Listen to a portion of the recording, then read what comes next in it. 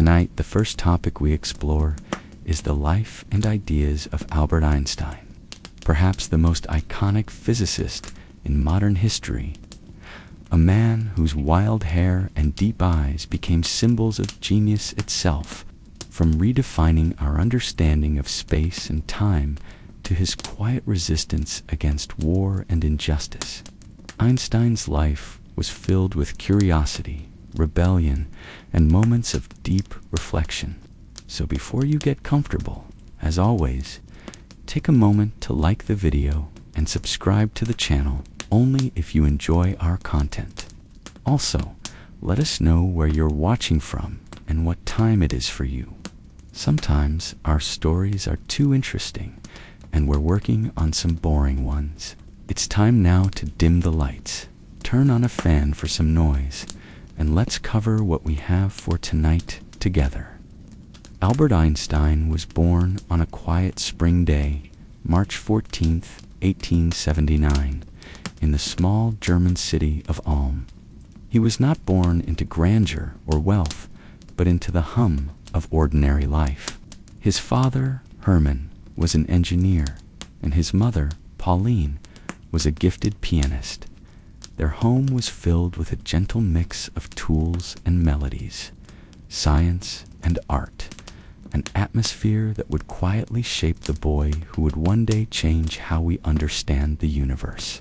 From the very beginning, Albert was different. Not in the way people might expect genius to show itself. He was slow to speak. Some in his family feared he never would. He often repeated sentences softly to himself under his breath, as if trying to make sense of the words before releasing them into the world. But what he lacked in speech, he made up for in stillness, an intense, quiet curiosity that seemed to absorb everything around him.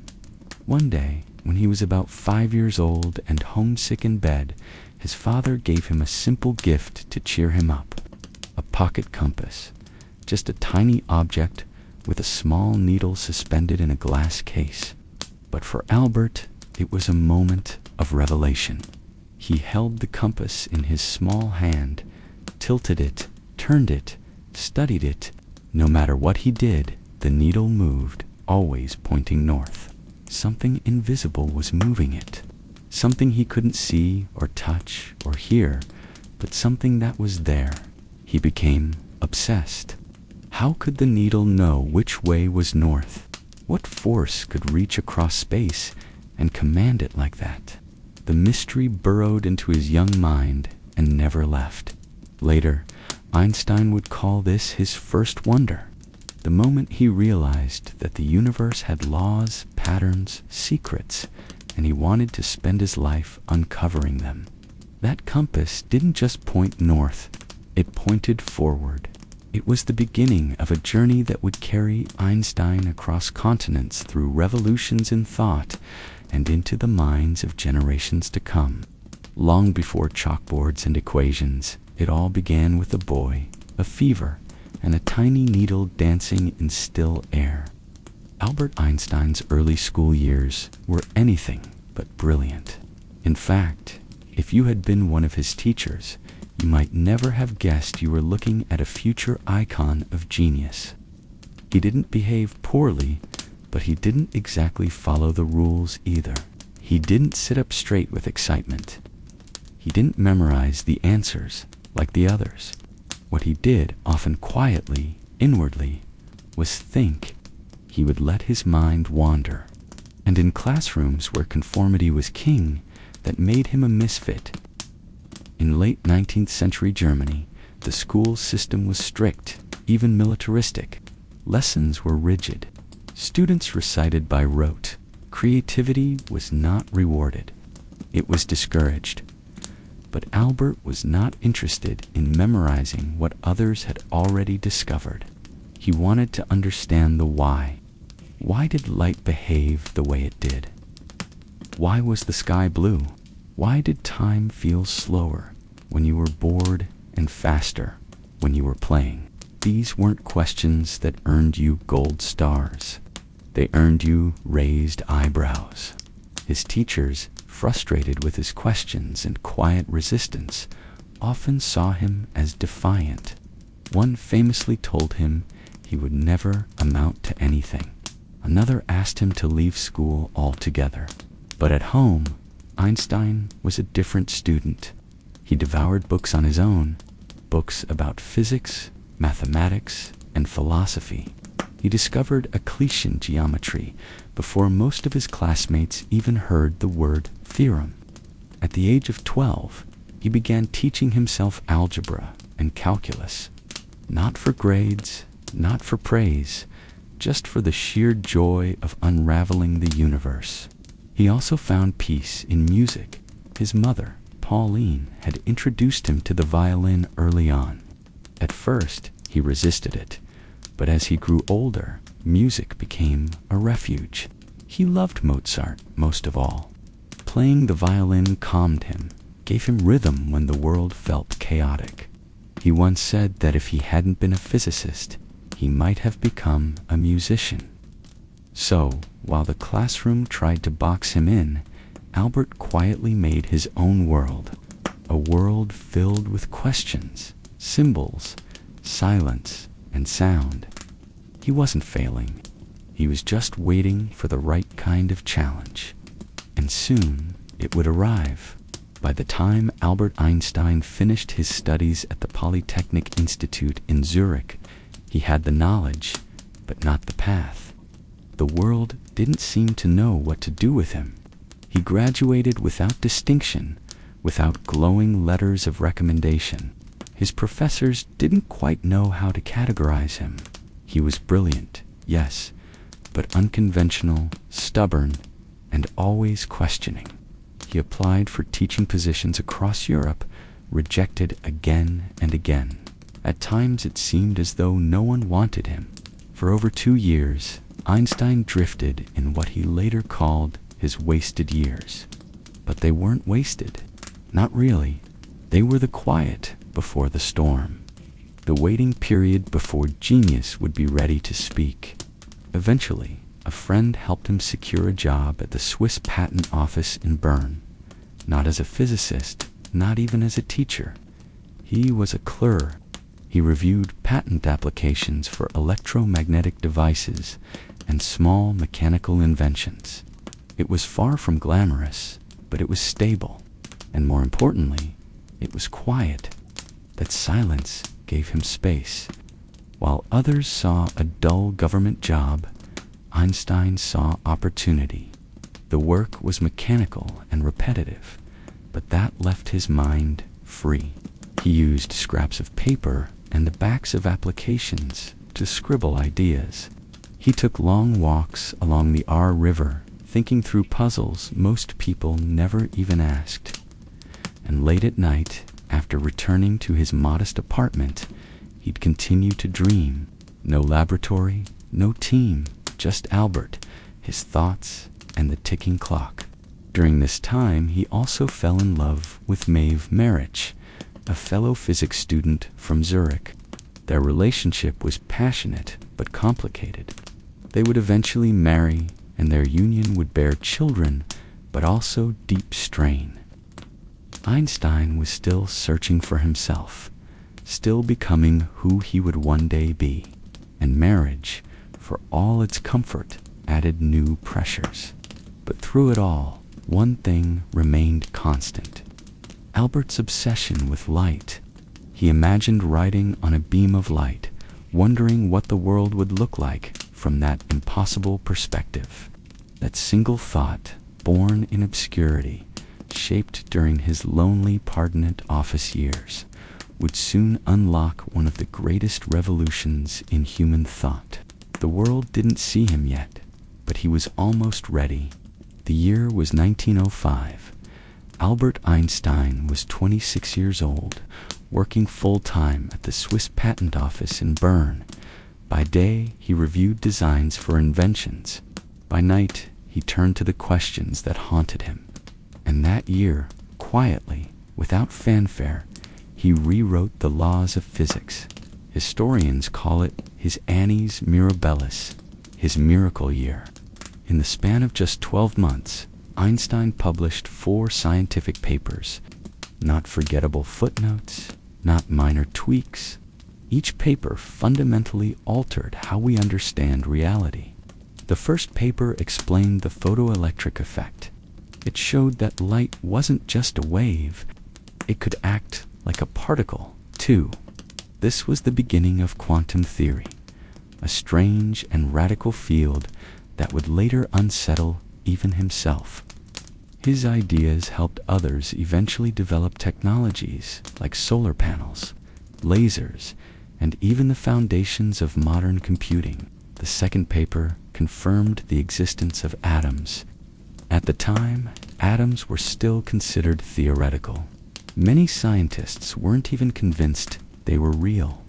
But Einstein, through statistical calculations, showed how their motion could explain the behavior of particles suspended in liquid. Suddenly, the invisible world of atoms had a doorway, and Albert had opened it.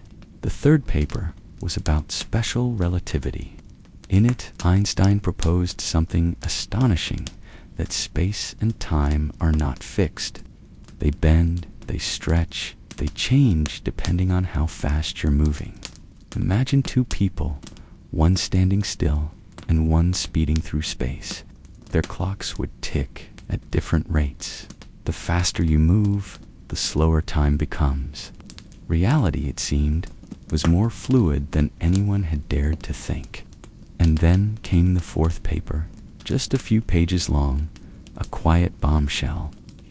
In it, he introduced a simple formula, E = mc2. Energy equals mass times the speed of light squared. That one equation showed that matter and energy were interchangeable. A single drop of mass held unimaginable energy, a principle that would later power stars, fuel nuclear energy, and awaken terrifying possibilities. And all of this from a man with no university position, no laboratory, and no assistant. Just a pen, a desk, and a relentless imagination. The scientific world barely knew what had hit it. But in that modest little office, a revolution had begun, and nothing would ever be the same again. In 1919, the world changed for Albert Einstein, not because of a new discovery, but because the world finally saw what he had already revealed. That year, British astronomer Sir Arthur Eddington led an expedition to observe a solar eclipse. During the eclipse, stars that passed near the sun appeared to shift their positions ever so slightly, the bending of light around a massive object, just as Einstein's theory of general relativity had predicted. The newspapers seized it with both hands. One headline shouted, "Lights all askew in the heavens." Overnight, Einstein went from an obscure patent clerk turned physicist to a household name, not just in Germany, not just in scientific circles, everywhere. He became the first global celebrity of science. Reporters followed him. Crowds gathered at his lectures. His face appeared in magazines and newspapers, often paired with the mysterious formula EMC2, even if most people didn't quite understand what it meant. But fame was never what Einstein wanted. He found it odd, exhausting even. Strangers stopped him in the street. Letters poured in by the hundreds. Questions, compliments, theories, and pleas. He was amused by it, but also overwhelmed. He once said that being a celebrity made him feel like an exotic animal in a zoo. Beneath the public spotlight, Einstein remained who he had always been, an introvert, a thinker, a wanderer of ideas. While people gathered to hear him speak, he preferred walking alone or playing his violin in a quiet room. He loved to sail, even though he wasn't very good at it. The water, like the universe, gave him space to drift. In private, he continued to work tirelessly. He was still chasing the deepest truths of reality, still asking questions no one else dared to ask. But now there were distractions, ceremonies, honors, and obligations. The world wanted more from him than just science. They wanted a voice, a leader, a symbol. Einstein obliged to a point, but deep down he missed the obscurity of Bern, the stillness of the patent office, the purity of thought untouched by fame. In many ways, the loner who had imagined riding on a beam of light now lived under a spotlight too bright for comfort. And yet, through it all, his mind never stopped asking why. As the world marched toward chaos in the early 20th century, Albert Einstein stood apart, not just as a scientist, but as a voice of conscience. The horrors of World War I deeply disturbed him. The glorification of violence, the blind loyalty to flags, the endless rows of young men sent to die. It was all senseless to him. He was not just against war, he was broken by it. While many German intellectuals signed declarations supporting the war, Einstein refused. He co-authored a counter-manifesto, though it went largely ignored. It didn't matter. He believed that silence in the face of violence was a form of betrayal. And from then on, he spoke more openly about the need for peace, understanding, and global cooperation. After the war, Einstein's beliefs began to evolve even further. He became increasingly engaged with political issues, not because he sought power, but because he couldn't bear to watch humanity destroy itself. He saw nationalism as a poison. Racism, inequality, and militarism disturbed him deeply. He began to speak out for pacifism, Zionism, and civil rights, ideas that made him both admired and hated. And then came the rise of Adolf Hitler. As anti-Semitism spread like wildfire through Germany, Einstein knew he had to leave. His home, his country, his reputation, none of it was safe. In 1933, he renounced his German citizenship and accepted a position at the Institute for Advanced Study in Princeton, New Jersey.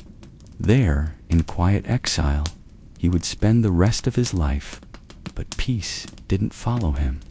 Across the ocean, the Nazi regime was growing bolder, and the threat of a terrible weapon, a bomb powered by the very equation Einstein had uncovered, loomed on the horizon. In 1939, Einstein signed a letter to President Franklin D. Roosevelt. In it, he warned that Germany might be developing a nuclear weapon. He urged the U.S. to begin its own research. That letter helped initiate the Manhattan Project, the race to build the atomic bomb. Though Einstein did not work on the bomb itself, he carried the guilt of that letter for the rest of his life. His warning had come from fear, not ambition. And when he saw what that fear had unleashed in Hiroshima and Nagasaki, his heart grew heavy. He had unlocked energy from matter, but he could not control how the world used it. By the time Albert Einstein settled into his new life in Princeton, New Jersey, he was no longer just a scientist. He had become a symbol. To many, he represented the very spirit of free thought, of reason in the face of chaos.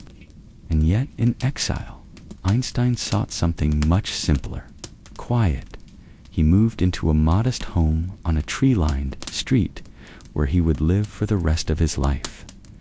The neighbors often saw him walking alone, hands behind his back, his hair wild in the wind.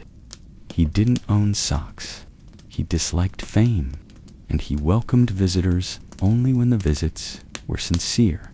In Princeton, he found space not only to think, but to breathe. At the Institute for Advanced Study, Einstein continued to work on what he called the unified field theory.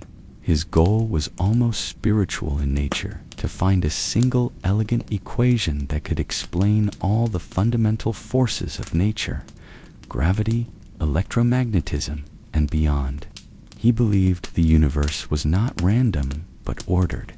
There had to be a pattern, a symmetry, a deeper code beneath the surface. but the answer always danced just out of reach. While quantum physicists were busy embracing uncertainty and probability, Einstein resisted. God does not play dice with the universe. He famously said he didn't mean religion in a traditional sense. For him, God was more like the harmony of natural laws, the perfect logic of the cosmos.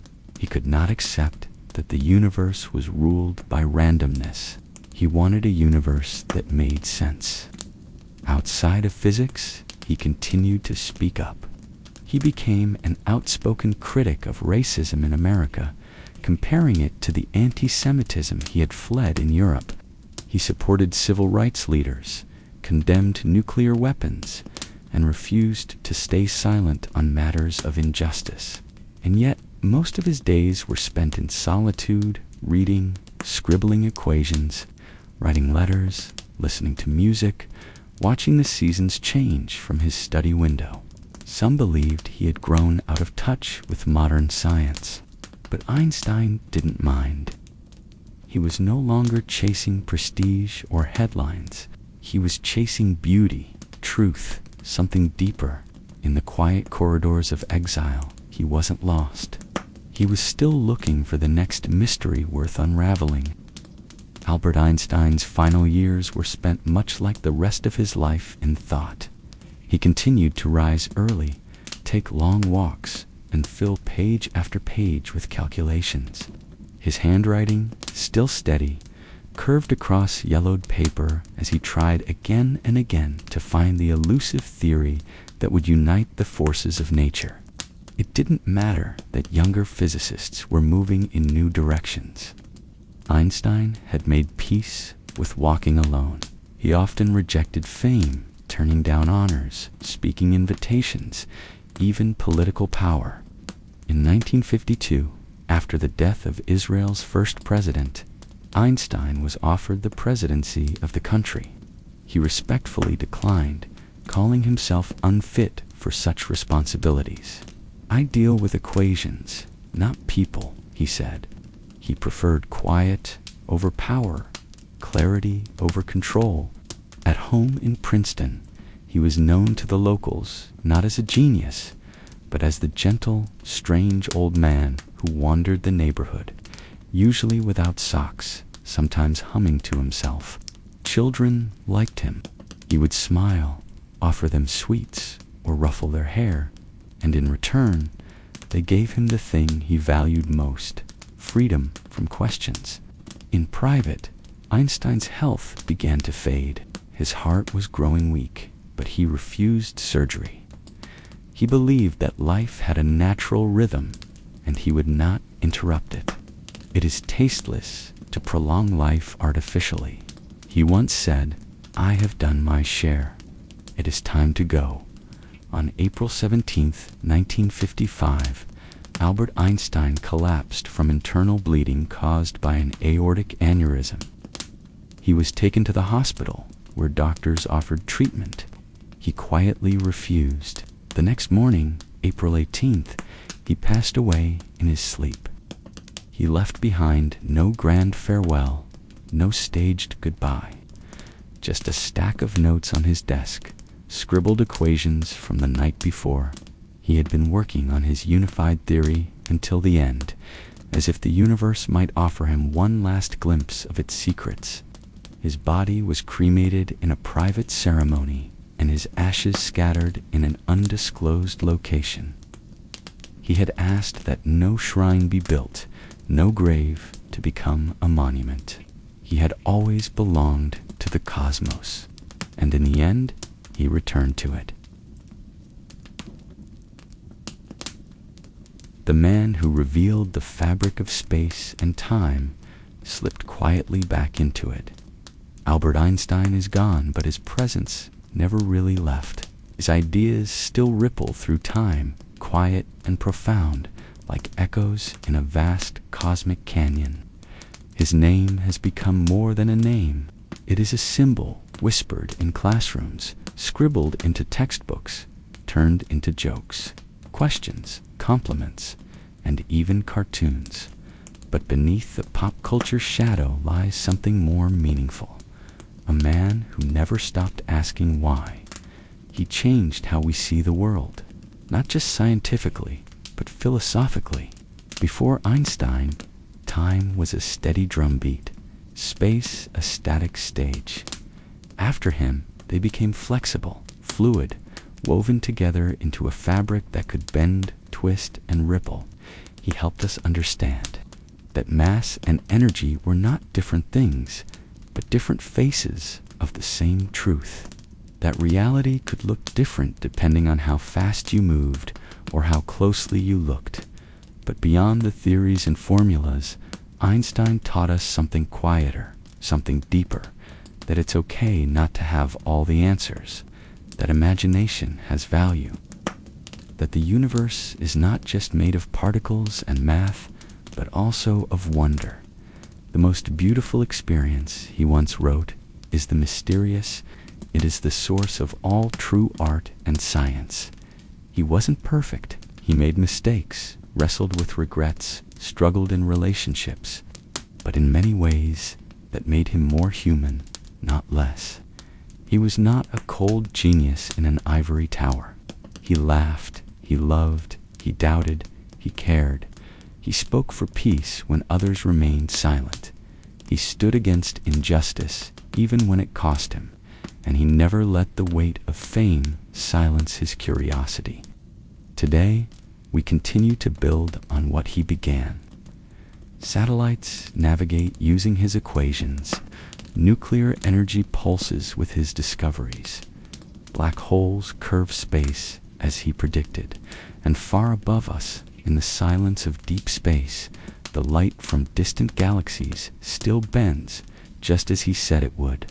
As you lay there tonight, listening to the quiet hum around you, know this: the universe is still expanding, still unfolding, still filled with questions, and somewhere in the whisper of stars and the curve of time, the spirit of Einstein lingers, smiling, always curious, always wondering what comes next.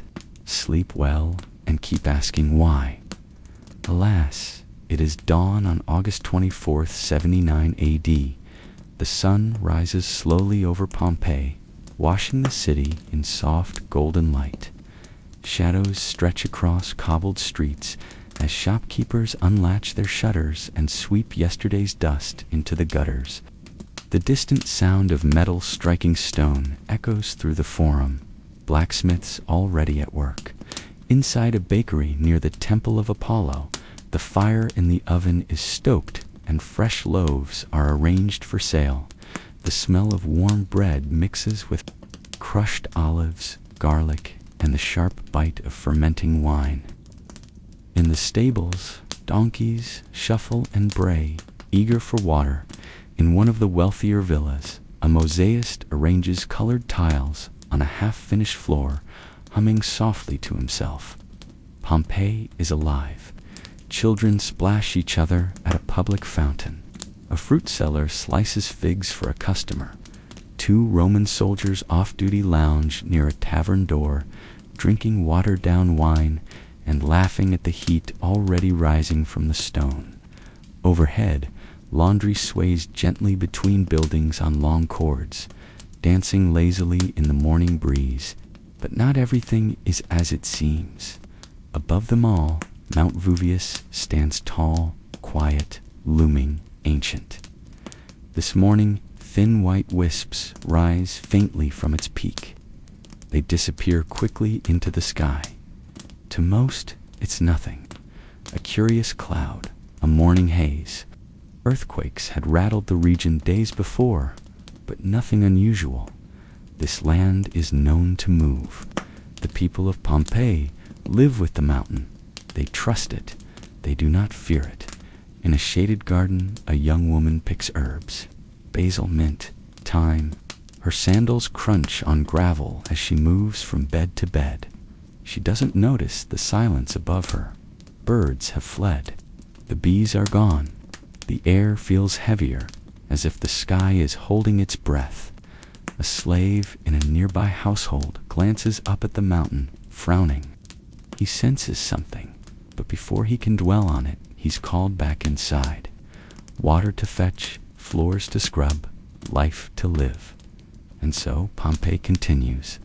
The morning flows forward as if the earth itself has not already begun to shift, as if time itself hasn't already decided to stop. By nightfall, the morning grows warmer. By 8:30 a.m., the sun is high over Pompeii, and the streets hum with movement. Shoppers haggle over dates and lentils in the bustling forum. The scent of fish and vinegar drifts through the air. Slaves haul buckets of water from public fountains. Children chase each other around columns. Everything feels ordinary, and yet not quite. Something in the air has shifted. The ground gives a soft tremor beneath the feet.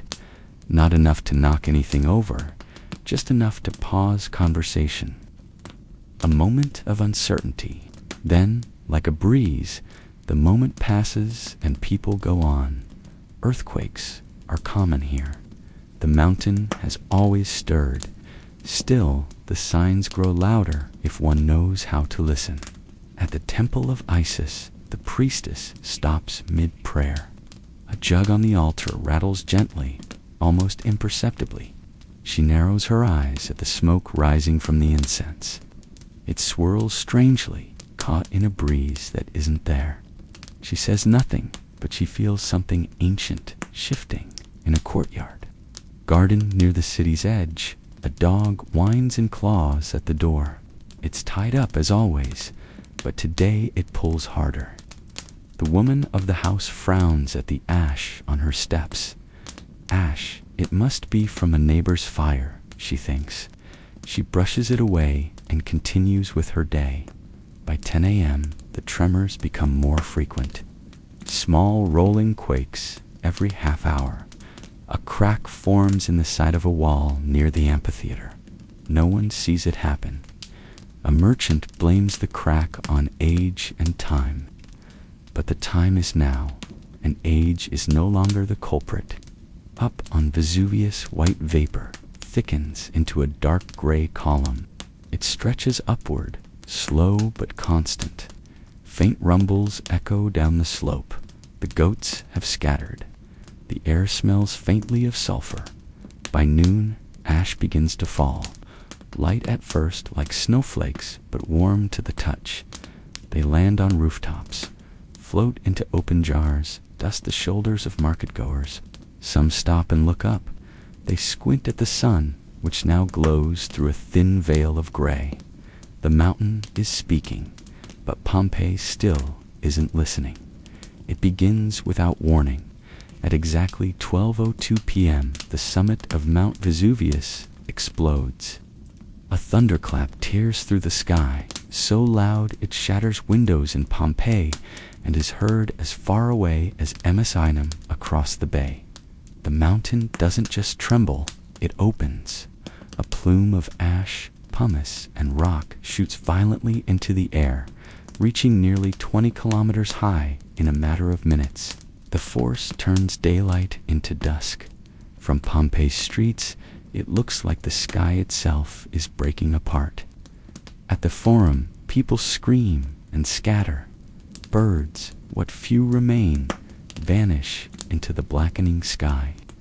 Above them, the sun dims, casting an eerie bronze glow across the city. The column of ash climbs higher and higher, forming what Pliny the Younger would later call a pine tree of smoke, thick at the base, branching at the top. Small rocks begin to rain down, pumice, porous, sharp, and hot. They bounce off tiled roofs and sting exposed skin. At first, the hail is light, but it gains weight. It gains speed. Soon, the streets are covered in gray. Inside homes, people look to the gods. Some gather their families and rush toward the city gates. Others retreat deeper inside, believing the walls will protect them.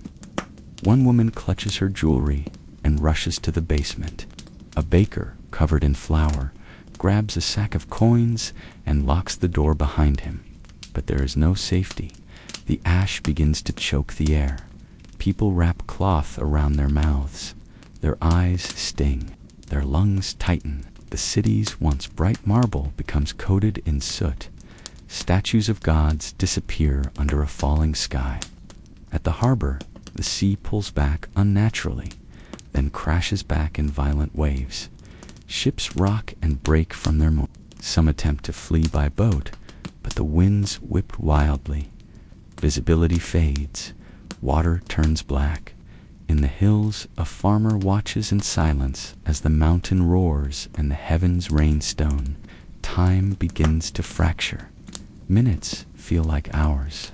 The rhythm of life, once measured by the clang of market stalls and temple bells, is replaced by coughing, screaming, and silence. Pompeii does not know it yet, but the countdown has begun. By 1 p.m., the city of Pompeii is unrecognizable. Ash falls like rain, thick and suffocating. The ground is hidden beneath a rising blanket of gray. Roofs begin to sag under the growing weight of pumice.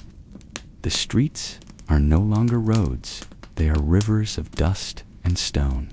Panic sets in. Citizens rush to the city gates. The Porta Marina, the Porta Nola, each one becomes a choke point as carts, animals, and people collide in frantic waves. Horses rear and buck. Children scream for parents. Slaves run alongside masters. Class forgotten in the shadow of the mountain. Inside homes, the light has disappeared. Even at midday, the interior rooms are lit only by oil lamps flickering dimly through curtains of dust. Some families choose to hide. They shut windows, brace doors, and pray that the storm will pass. Others decide to flee, grabbing whatever valuables they can carry. Coins, amulets, silverware, household gods. The air grows thicker by the minute. People press cloth to their mouths, but the ash finds its way in. Breathing becomes a struggle. For the elderly and the very young, it is almost impossible. Some collapse in the streets, coughing, unable to go on. A man helps his pregnant wife down an alley, one arm shielding her head, the other carrying a small bronze statue of Minerva. Nearby, a group of teenagers tries to climb onto the city walls, hoping for a better view, or perhaps a way out. They stop laughing when a nearby roof caves in with a deep, heavy crash. At the baths, steam mixes with volcanic dust. The air is thick and unbreathable. Water becomes cloudy with ash. Those inside stumble out, wrapped in towels, unsure whether to run or return. Farther out in the fields, some who fled early look back toward Pompeii and weep. The city is cloaked in black. The massive column of smoke towers above it like a curse. Lightning cracks within the ash cloud, painting the sky in flashes of orange and blue. It is no longer a disaster. It is a burial in progress, and Vuvius has only begun to exhale. By mid-afternoon, Pompeii is disappearing.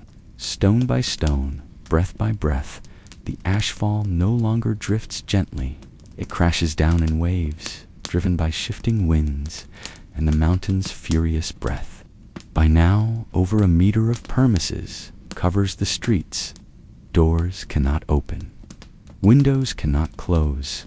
The weight of the sky has settled on the city, and it shows no sign of lifting. The roofs begin to fail. The first collapse comes at a villa near the House of the Thorn. The roof gives way with a low, aching groan, then crashes inward with terrifying speed. Dust bursts outward. The home's fresco vanish beneath rubble. Statues fall. A slave girl trapped in the atrium has no time to scream. It is not the last. All across Pompeii, walls shudder and beams snap. In a workshop, a merchant tries to shield his goods with a sheet of cloth before the upper floor caves in. In a bakery, an oven still glows faintly, but the ceiling above it sags dangerously. No one is left to feed the fire. The city grows darker. Ash clogs the oil lamps, dims their flames. The air turns gritty and bitter. It coats mouths, nostrils, and lungs. Breathing is shallow, wheezing. People now move, not to escape, but to find air. Just a pocket, just a breath. The silence is broken only by the crashing of buildings, the coughing of the trapped, and the rumble of Vuvius far above. The world has shrunk to shadows and ash. Some residents retreat underground into storerooms and wine cellars. There they huddle in pitch darkness, hoping the stone above them will hold. Mothers wrap their arms around their children, some clutch keys, hoping to return to homes that are already gone. Others hold nothing at all, just the hands of those they love. Outside, time slows. The ash is now knee-deep. Streets are silent. The fountains have stopped flowing. The statues of the gods are buried up to their shoulders. Their marble faces stir with soot. Pompeii is still alive, but barely. Its heart beats slower now. And above it all, Mount Vuvius continues to rumble, preparing something even worse than ash. The ash has fallen for hours now. Pompeii is half buried, suffocating, silent. Then the mountain changes. At 5:30 p.m., Mount Vuvius gives a low, guttural roar, different from before. It is not an explosion. It is a release. Something deep inside has cracked. A moment later, the first pyrolastic surge breaks loose. It is not lava. It is worse. A dense cloud of superheated gas, ash, and pulverized rock rushes down the slope. Over 700 c, faster than wind. A gray avalanche that flows like water and burns like fire. It hits the neighboring town of Herculaneum first, swallowing it whole in under 5 minutes. People are flash-heated to death where they stand. Bodies do not fall. They are frozen upright, carbonized in an instant. Skulls fracture from the steam expanding within. The surge is so fast, no one has time to run. Pompeii is still, but it can feel the change. The air, already thick with ash, grows hotter. Sulfur hangs heavy in every breath. A second tremor shakes the city. Columns tilt. A bronze statue topples with a metallic crash. Those still alive can now see the glowing red rim around the mountain. They hear the sound of boiling earth, like thunder rolling from beneath their feet. A few try to run again, but it's too late. Roads are gone. Homes are sealed. Escape is impossible. A boy clutches his father's tunic. They stand in a stairwell beneath a collapsed roof. He asks if the gods are angry. The man does not answer. He doesn't know. By 6:30 p.m., thick black clouds blot out even the faintest hint of daylight. Ash now reaches the shoulders of statues, the tops of market stalls. Fires burn in several buildings, their flames dimmed by smoke. And then silence, brief, complete, terrifying. The first pyrolastic surge has not yet reached Pompeii, but it is close. The mountain has changed the rules. What began as ash and fear is now something else, something final. Above the rooftops, the sky glows red and pulses with lightning. The mountain is no longer a distant danger. It is a living god, and it is coming. Pompeii has hours left, maybe, but the mercy of time is fading. Darkness has swallowed Pompeii completely. There is no moon, no stars, no flame that can pierce the weight of ash in the air. Only the soft red flicker from distant fires reflects off the ash-covered walls. The city no longer breathes, it waits. Between 7 and 10 p.m., the silence becomes unbearable. Those still alive speak in whispers. Voices are from the dust. Eyes burn, chests ache. Most have stopped trying to flee. There is nowhere to go. The gates are blocked. The sea is choked with debris. The streets are impossible, filled with hot, shifting ash that rises to the waist. In a once elegant villa near the Street of Abundance, a young woman lights a single oil lamp. She kneels beside her father, who can no longer stand. He presses a pendant into her hand, his final gift. In the garden beside them, statues of Venus and Apollo lean sideways, half buried. Elsewhere, a mother huddles beneath the stairs with her son. She hums a lullaby, trying to calm him, though her voice shakes. The boy is quiet, not because he isn't afraid, but because he is. Fear has become normal. Breathing is the only thing left to do, and even that is fading. In the stables, a dog lies twisted in its chain, claw marks deep in the ground. It had tried to free itself, but the ash came too quickly. By 8:45 p.m., tremors return. Heavier, deeper. The ground groans under the weight of pressure building within the volcano. Walls buckle. Another roof caves in near the temple. Dust sprays upward. A pillar collapses into a courtyard, shattering with a final echo. People now crouch in silence. There are no more plans, no more directions, only moments. One breath, another. Pompeii's final witnesses are still. Some kneel in prayer, others lie flat, arms shielding their faces. A few hold hands, lips moving softly in darkness. No more screams, just breath and stone. At 9:50 p.m., the glow above the mountain changes, brighter, redder. The second pyrelastic surge begins to form, faster, heavier, deadlier. The final moments are here, and Pompeii, bruised and blind, does not cry out. It simply braces for whatever comes next. At 10:15 p.m., the mountain breaks. The second pyrelastic surge explodes from the flanks of Vesuvius with no warning. It is not a wave, it is a wall. A roaring mass of gas, ash, molten rock, and invisible death surges down the slopes at over 100 miles per hour. It does not burn, it vaporizes. It does not knock, it crushes.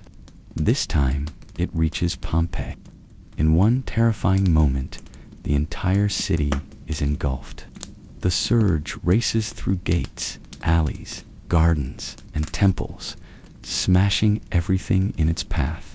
The temperature reaches beyond 400 C, what ignites instantly. Bodies are flash burned. No time to run, no time to think, only stillness. People are frozen where they fell.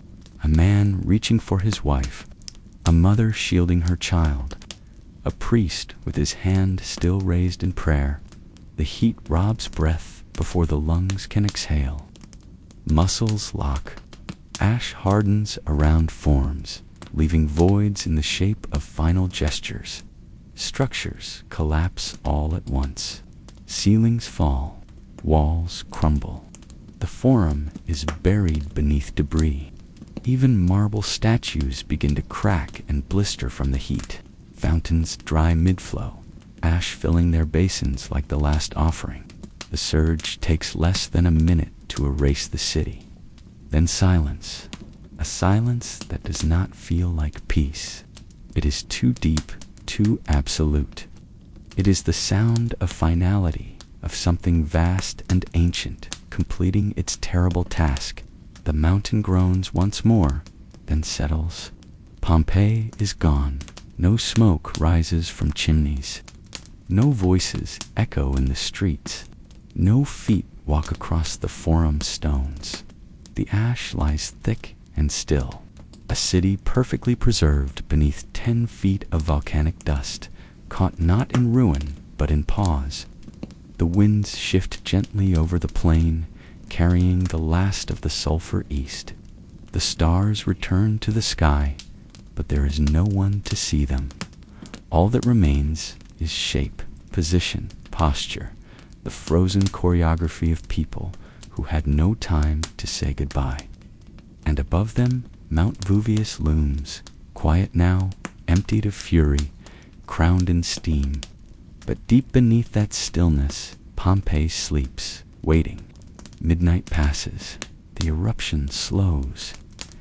What was once a roar has become a murmur, distant, almost tired. Vesuvius exhales smoke into the black sky, but its fire has gone. Pompeii lies beneath it now, utterly still.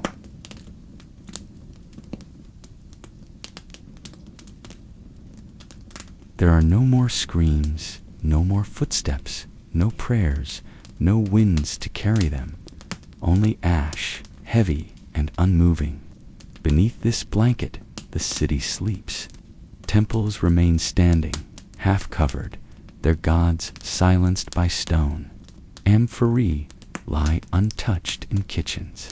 Loaves of bread sit fossilized in ovens. Tables are still set. Coins rest in drawers beside forgotten dreams.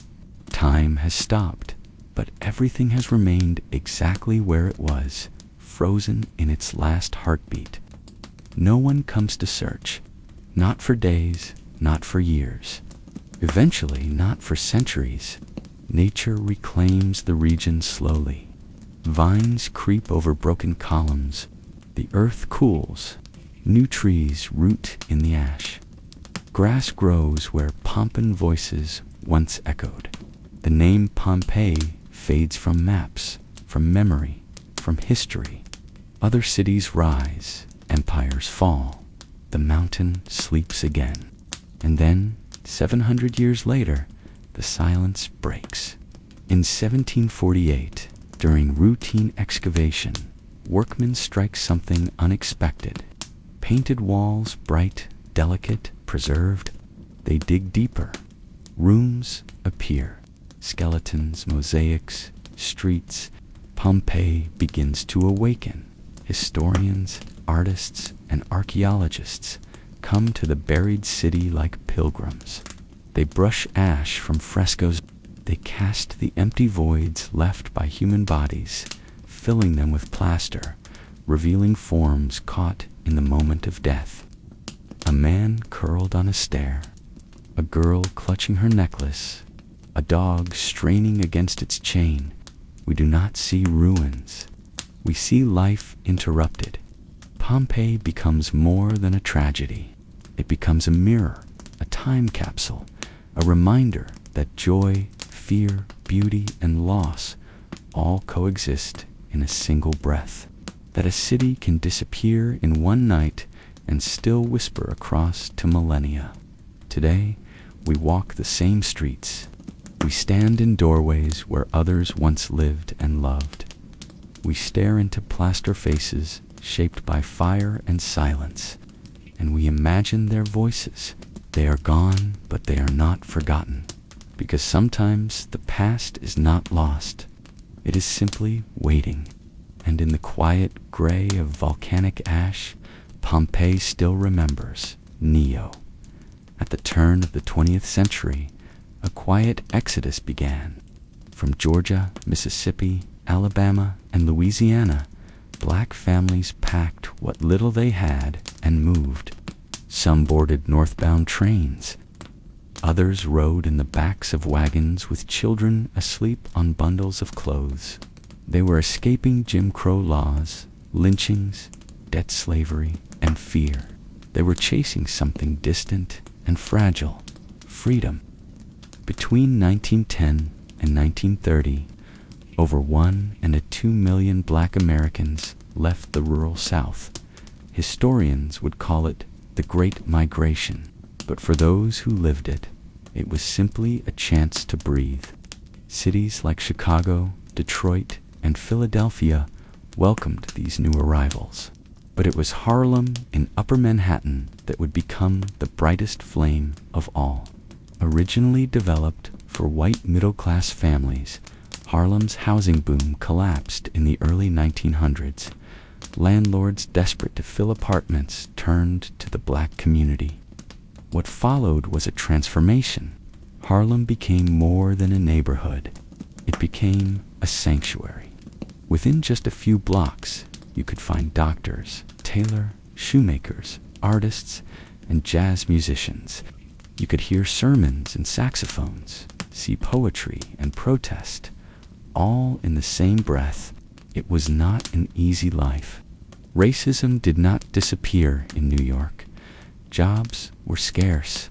Pay was low. But something else filled the streets. Hope. For the first time, black people were living not in survival, but in expression.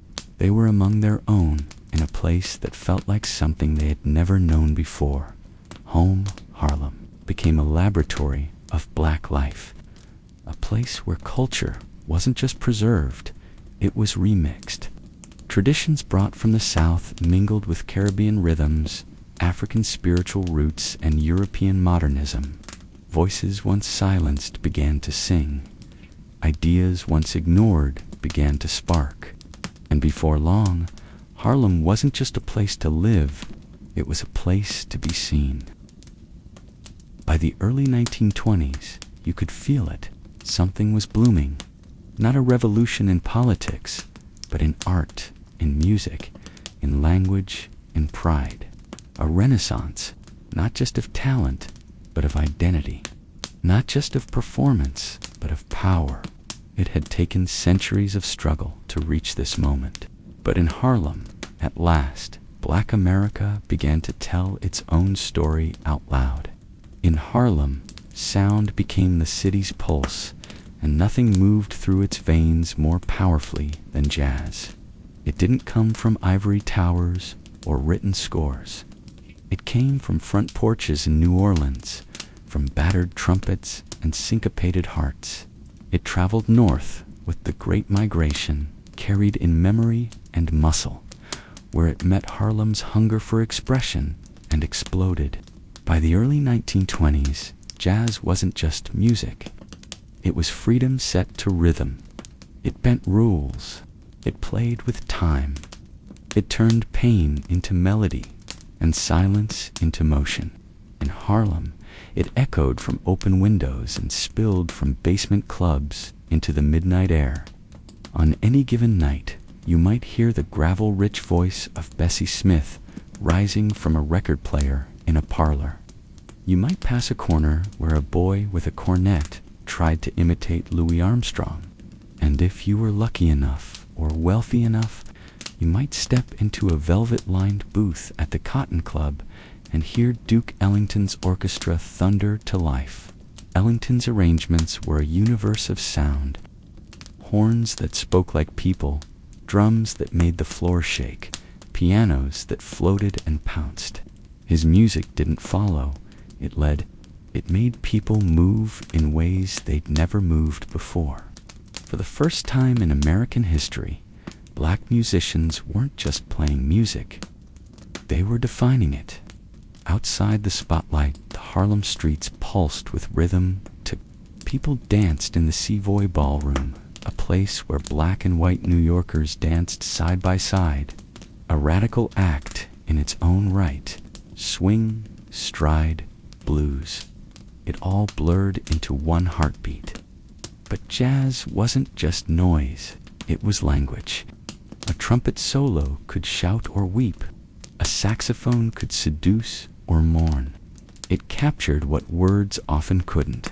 The complexity of black life, the joy and the ache, the rage and the pride. Even as racism and poverty pressed in, the music lifted people out. It said, "We are still here. We are still beautiful. We are still loud." And Harlem listened, not with ears only, but with its soul.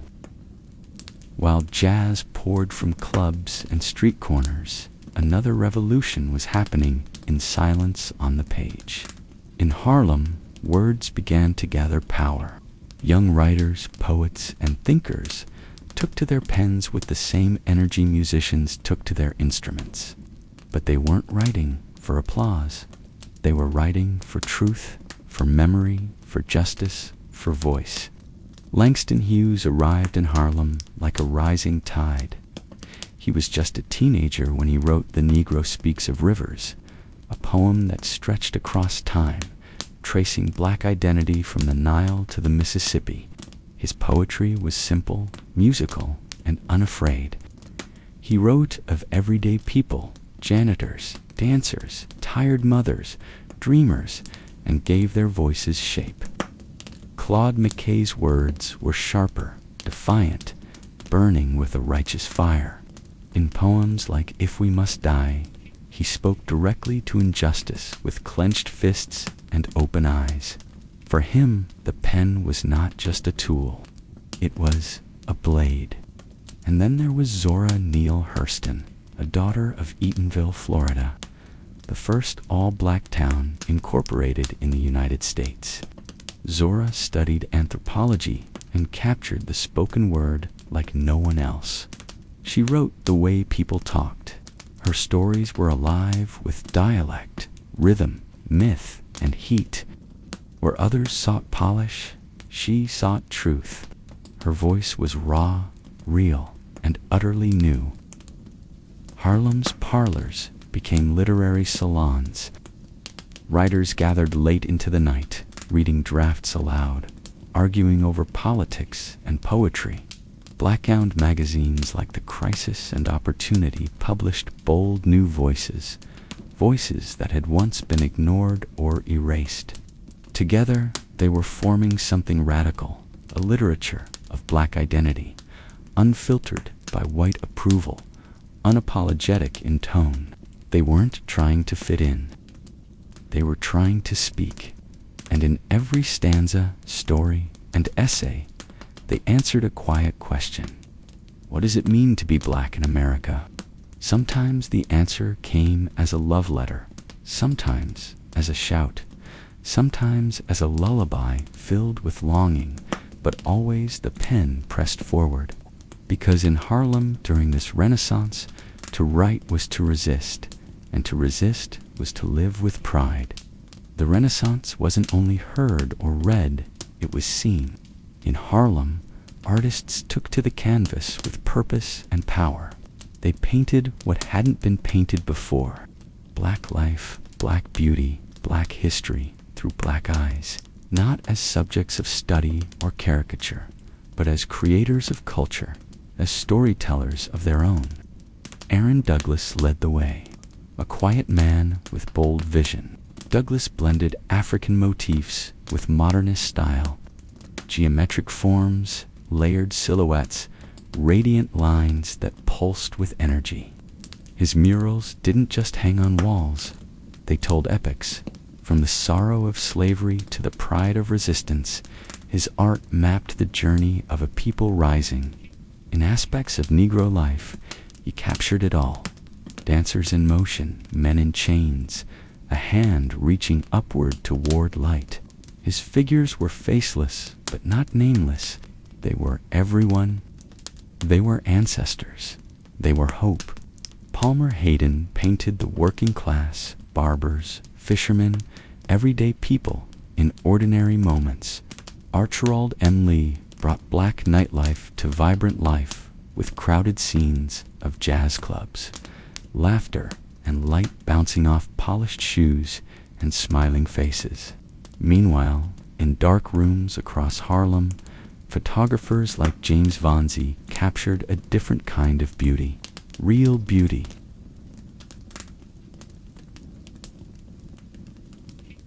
His portraits showed black families dressed in their finest, newlyweds, holding hands, soldiers in uniform, children standing proudly beside their parents. Vander gave Harlem its mirror, one that reflected dignity, joy, pride, and sorrow. He saw the sacred in the everyday and framed it with reverence. Visual art during the Harlem Renaissance was never just about aesthetics. It was declaration. It was correction. It was truth. Artists reclaimed their image from centuries of distortion. No longer mammies and minstrels, no longer anonymous laborers or faceless shadows. Now they were kings, queens, mothers, scholars, lovers, dancers, rebels, and saints. Every brushstroke was a protest against invisibility. Every photograph was a sentence in a story never allowed to be told. Art was no longer trapped in galleries or elite hands. It was sewn into Harlem's fabric, on church walls, in shop windows, in community centers, in the pages of magazines. The canvas was wide, and Harlem's artists filled it, not with fantasy, but with truth made visible. While jazz filled the air and poetry lit up the page, something deeper moved beneath Harlem's Renaissance, an awakening of political purpose. For centuries, black people had been told to shrink themselves, to be invisible, to survive quietly. But in Harlem, pride was becoming a public stance, and with that pride came politics, not in the form of party lines, but in the form of identity, power, and refusal. Webb Dubois, the scholar and activist, had long believed in the uplift of the talented tenth, the most educated and accomplished black individuals who could lead the way forward. He saw the Harlem Renaissance as proof that the race had greatness to offer, not someday, but now. He urged artists to use their gifts not just for beauty, but for justice. He believed that art should serve a purpose, elevate the race, challenge white supremacy, and shine light on truths too long ignored. But not everyone agreed. Younger artists like Langston Hughes pushed back against the idea that black art had to behave. Hughes wanted freedom to write about the poor, the struggling, the joyful, the angry. "We know we are beautiful," he wrote, "and ugly too." For him, the politics of pride was about showing all of it, the full, messy, glorious humanity of black life. Then came Marcus Garvey. Where Dubois focused on integration and uplift, Garvey dreamed of independence. Through his movement, the Universal Negro Improvement Association, he preached self-reliance, economic strength, and a return to African roots. Garvey's message resonated. His parades filled the streets. His red, black, and green flag became a symbol of global black identity. He spoke of ships, of black-owned industry, of shaking free from systems that would never accept them. Together, these voices, Dubois, Hughes, Garvey, and countless others, didn't always agree, but they created a chorus. And in Harlem, that chorus was loud, brilliant, and because the Harlem Renaissance wasn't just a cultural movement, it was a political one, a movement that didn't ask for a seat at the table. It built its own, and beneath every note, every brushstroke, every word written by candlelight was a steady rising drumbeat. We exist. We matter. We are. In the spotlight of Harlem's stage, a new kind of woman stood tall, brilliant, bold, and unafraid. She was more than a muse or a background character. She was a scholar, a singer, a sculptor, a storyteller. She didn't ask to be included. She declared her presence, and in doing so, she helped shape the Renaissance itself. Zora Neale Hurston was one of its brightest flames, a folklorist, novelist, and unapologetic voice of the rural South. Zora brought black dialect, myth, and rhythm into literature with fearless clarity. Where others reached for polish, she reached for truth. Her characters spoke like the people she grew up with. They sang, they laughed, they fought, and they lived. In their eyes were watching God. She gave readers a heroine who found her voice not through love, but through loss, through land, through herself. Zora studied anthropology at Barnard College, the only black student there. She traveled the South, recording songs, traditions, and stories that had never been written down. She treated black culture not as a curiosity, but as a legacy, one to be honored, one to be preserved. She wasn't alone. In Paris, Josephine Baker electrified European audiences. Barefoot and fierce, she danced with joy and rebellion. Her performances were playful and political, mocking the very stereotypes others tried to impose. Offstage, she became a spy during World War II, smuggling secrets for the French resistance. Back in the States, women like Mara Rainey and Bessie Smith gave voice to pain, pleasure, and power through the blues. Their lyrics were raw. Their presence was undeniable. They sang not for approval, but for release for themselves and every woman who had loved hard and lived harder. Women of the Harlem Renaissance also organized. They led clubs, published essays, hosted salons. They fought for women's rights while confronting racism within the broader feminist movement.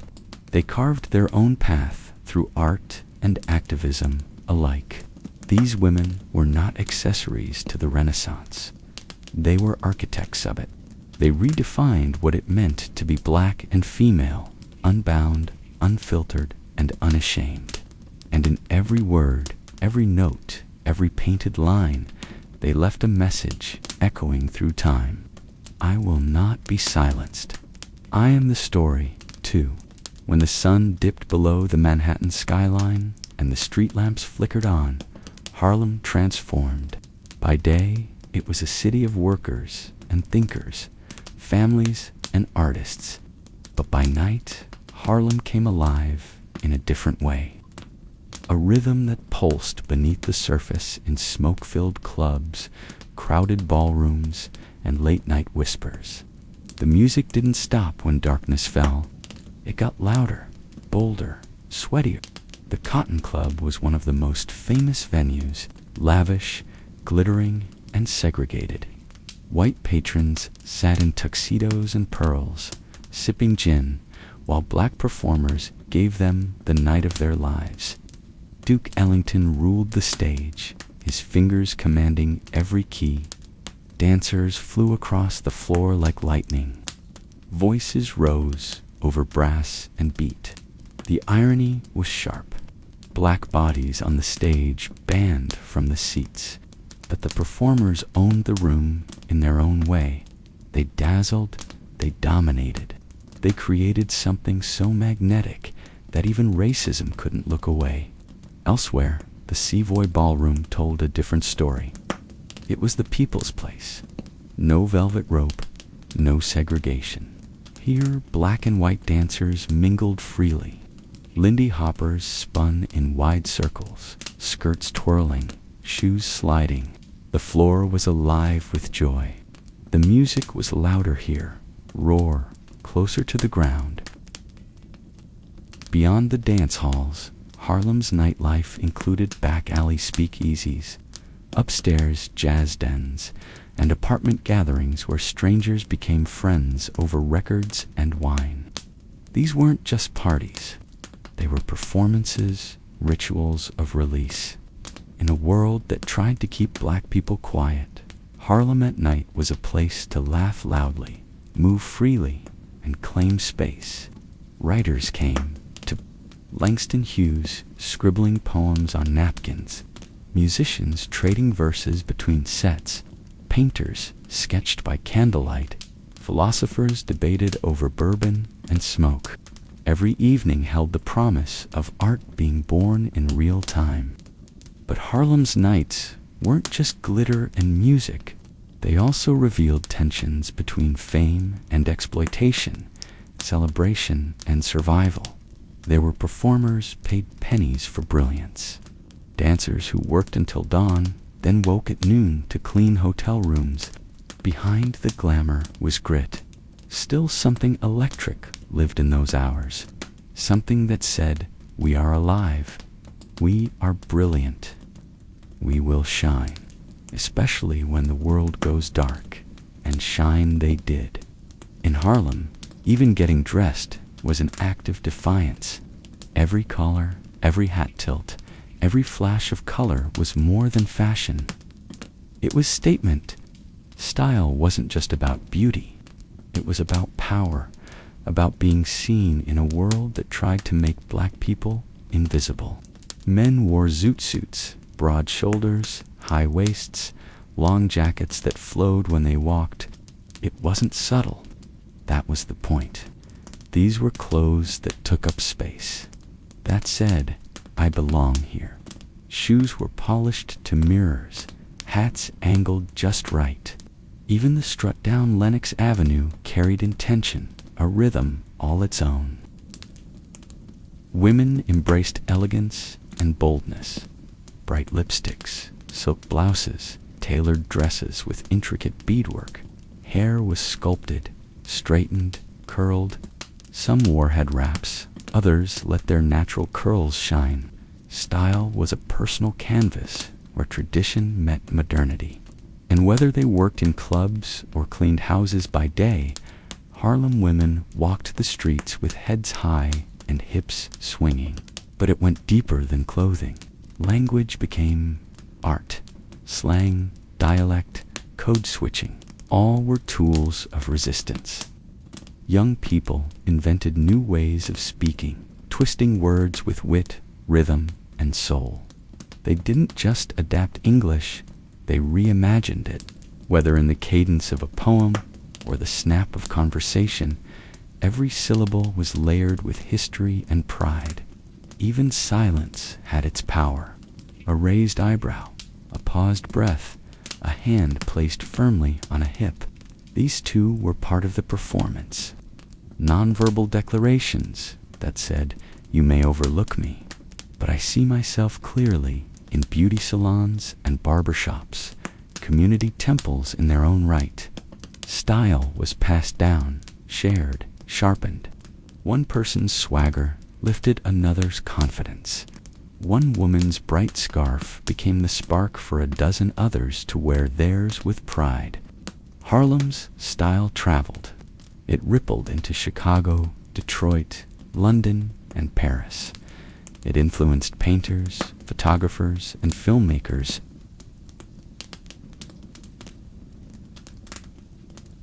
It whispered into the threads of future revolutions because to dress beautifully in a country that denied your worth was more than vanity. It was protest. To walk with confidence was political. To show joy was resistance. And in every feather, every heel, every flash of gold, Harlem reminded the world, we are not hiding, we are dazzling. By the early 1930s, the Renaissance began to dim. The Great Depression tightened its grip, silencing nightclubs, scattering artists, and draining the lifeblood from Harlem's cultural economy. Funding dried up. Publishers backed away. The glamorous shine faded under the weight of poverty and hardship. But the flame didn't die. It changed shape. What had begun in brownstone basement and candlelit salons now lived in memory, in literature, in music passed from hand to hand. The Harlem Renaissance had planted seeds deep, stubborn, and glowing beneath the surface of American life.